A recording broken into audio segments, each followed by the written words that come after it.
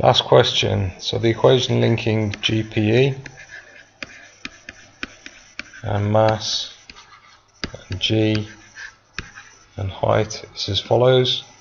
So to calculate the gravitational potential energy of the ball, we're just going to substitute in the values.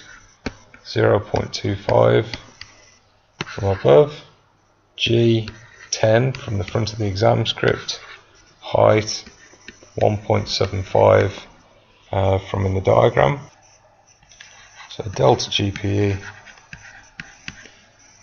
a decrease in GPE is equal to 4.375, and then again they're not going to mark you down for this, but just because we're good physicists, in the question that was only given to two significant figures, so really we should give our answer just to two significant figures as well.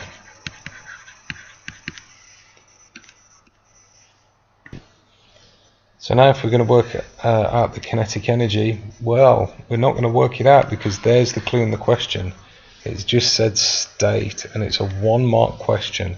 So if you start doing any calculations, you should know that you're on completely the wrong route.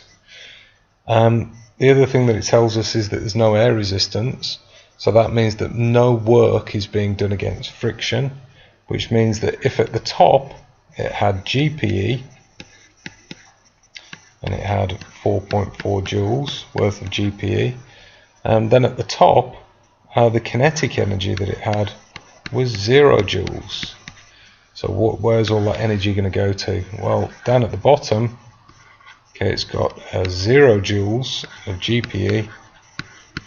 So if no work has been done against friction, then that must mean it all was transferred to kinetic energy. Okay, so 4.4 joules, and now we see why it just said state. You can take that answer there and write it down there.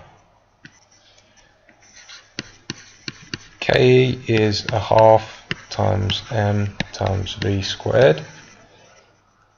So that's an easy mark. And then we're going to have to substitute that into substitute the values given in the question into that equation. So the kinetic energy is 3.1, 1/2 is 1/2, the same mass, so that's 0.25 kilograms times by v squared. So to get rid of the half, we have to divide both sides by the same thing. So that cancels with that and that cancels with that, which means that over here we've got to divide by 0.5 and divide by 0.25.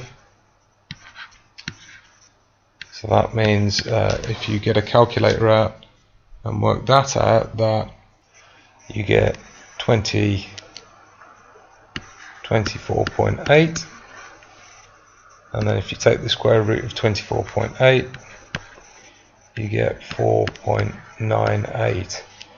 And some of you quite rightly spotted that you only know that to two significant figures, you only know the mass to two significant figures. Okay, so that does actually round to 5.0 meters per second. Hurrah, the paper is finished.